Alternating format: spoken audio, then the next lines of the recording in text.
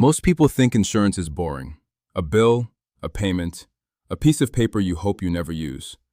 But insurance is actually one of the most powerful systems ever created by humans. Because insurance is not really about money. Insurance is about uncertainty. Every day people drive cars, buy homes, build businesses, invest in their families, and walk through life surrounded by risk. And without insurance, modern civilization would slow down almost immediately. Banks would stop lending, businesses would freeze, hospitals would struggle. Families could lose everything from one unexpected moment. Insurance exists because humans realize something important. One person alone may not survive a major financial loss, but a large group sharing risk together can survive almost anything. That idea became the foundation of modern insurance. Let's start with risk pooling. Thousands or millions of people contribute premiums into one large financial system, so the few people who suffer losses can be protected. And this is where insurance becomes fascinating. Insurance companies are not guessing.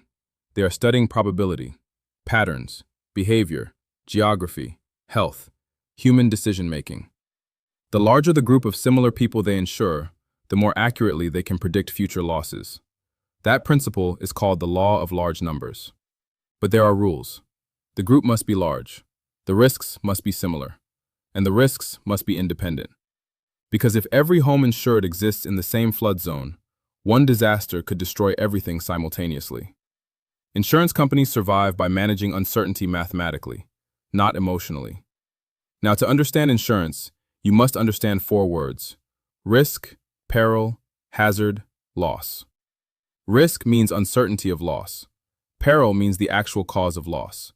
Fire, death, illness, car accidents. Those are perils. A hazard is something that increases the likelihood of loss. Faulty wiring, icy roads, smoking near gasoline. Those are hazards. And loss is the financial damage caused by the peril. Now here is where the exam tries to trap people.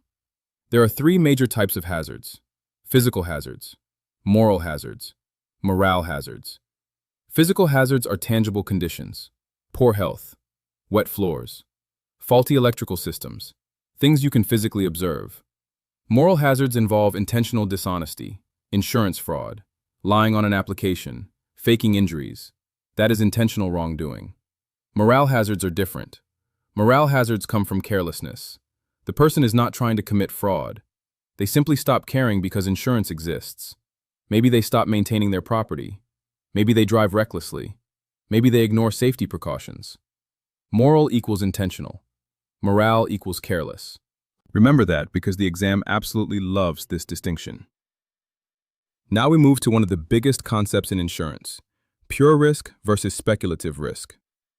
Insurance only covers pure risks.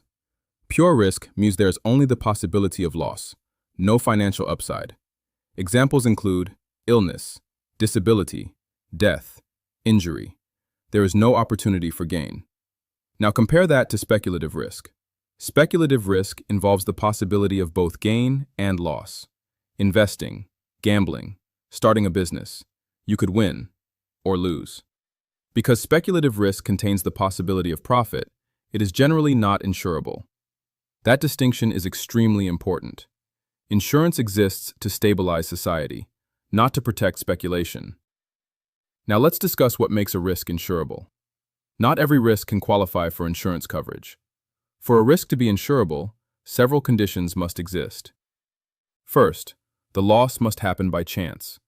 Insurance is designed for accidental events, not intentional destruction. Second, the loss must be definite and measurable.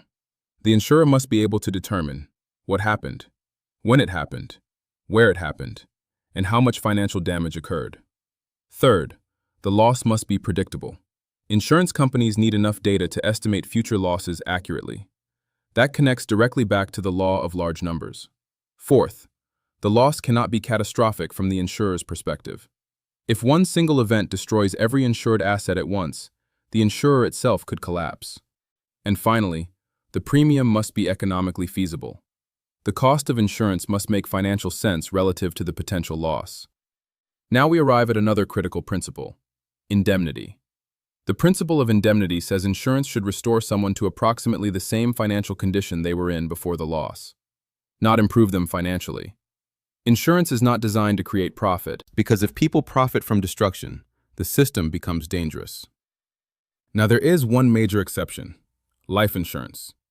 Life insurance is generally considered a valued contract, not a contract of indemnity, because human life cannot be measured with exact replacement value. That is another favorite exam question. Life insurance is not indemnity. Now, underneath all of this is one invisible force insurance companies constantly fight against: adverse selection. Adverse selection occurs when higher-risk individuals are more likely to seek insurance than lower-risk individuals. Someone waits until they are sick before buying coverage. Someone hides medical conditions. Someone intentionally conceals information. This threatens the balance of the insurance system. That is why underwriting exists. Underwriting is the process insurance companies use to evaluate risk. Because insurance companies are always trying to answer one question: how likely is this person to create future losses? And once you understand that question, you start understanding the entire industry. Insurance is not random. It is one of the largest prediction systems on Earth. A system designed to mathematically organize uncertainty, and that is the true foundation of insurance.